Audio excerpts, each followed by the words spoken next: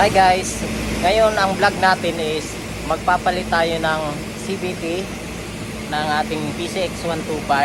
Nabili ko ng second hand dito sa Korea. So mahal ang pagpagawa, mahal ang pyesa sa mga shop dito, kaya bumili na lang ako sa online, sa online market. Ang pangalan ng online nila rito is Kupang. Bumili ako ng belt, ball, saka yung tools na pantanggal dito sa rito sa CVT. Umpisaan ko na guys. Unang gagawin, tanggal ng bolt, bearings para matanggal natin ito. Ayan. Tapos tatanggalin ito. Ayan guys. Ayan. Tanggal ko na. Then ito ang tatanggalin yung mga screw. Isa, dalawa, tatlo, apat, 5, 6, mayroon dito isa sa harap.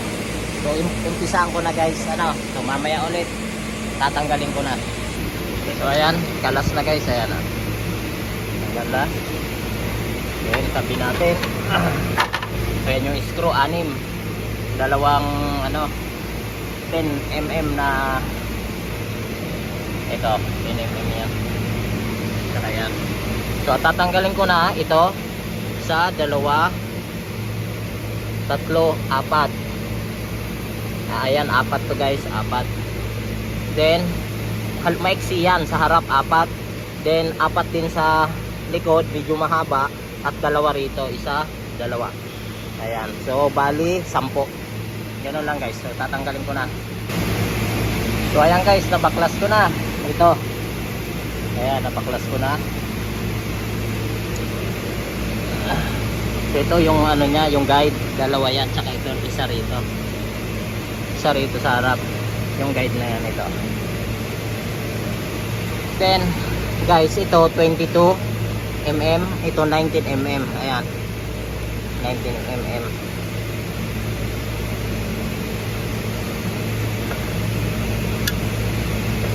Okay. Then yung gasket, ayan, may gasket pa yan, yung gasket nandyan. Okay pa. Nililinisin ko yan ng degreaser. Then papalitan ko na tong belt. Ayan, maluwag na guys, oh.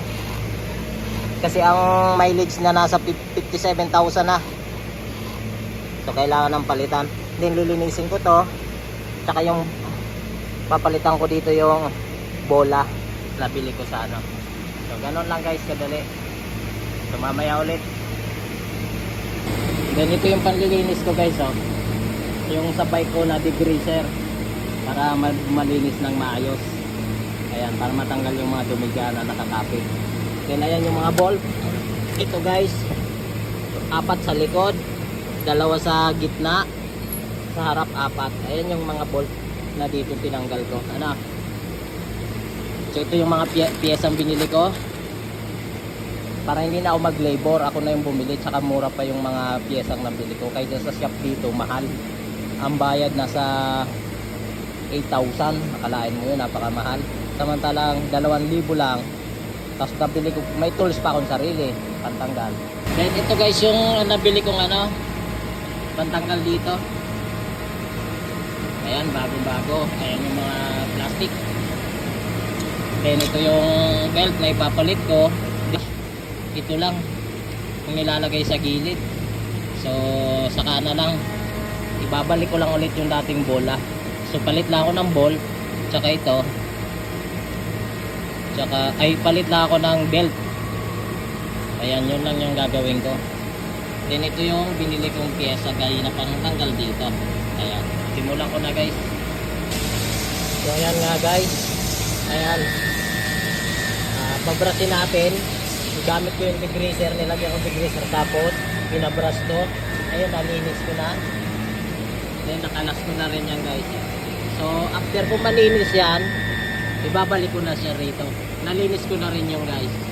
So ganun lang kadali ang magpalit guys. Kasi yan yung bola, papalitan ko rin yung 6 na bola na yan. And then yan ang tools na gamit ko pang kalas. Yung dito sa likod, 19mm, sa unahan na bolt 22mm. Yun lang po ang gamit. Okay? So guys, ganyan ang pagkabit niya guys, ganyan oh. Dapat yung pangalan na ano nababasa, hindi pa baliktad. Yan yung tamang paglagay ng belt. Ano guys, ganyan. Okay?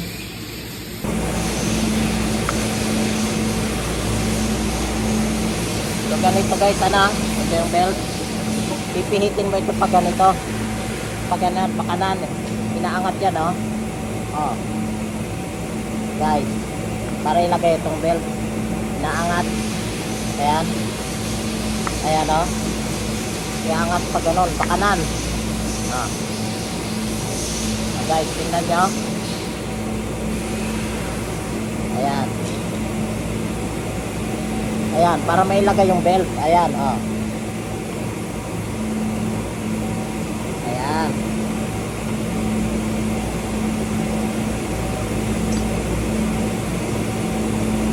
So ayan na siya guys, so nailakabit na. Pinipihit siya pa kanan. Then babalik ko na siya rito. Ayan guys. Ayan.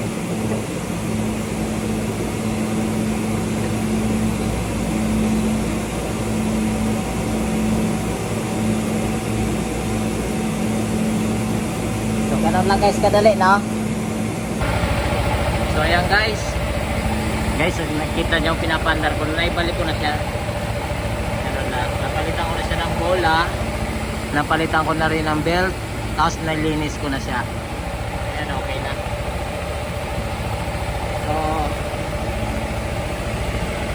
So ganito, ito lang guys yung ano yung tools na gamit ko patanggal.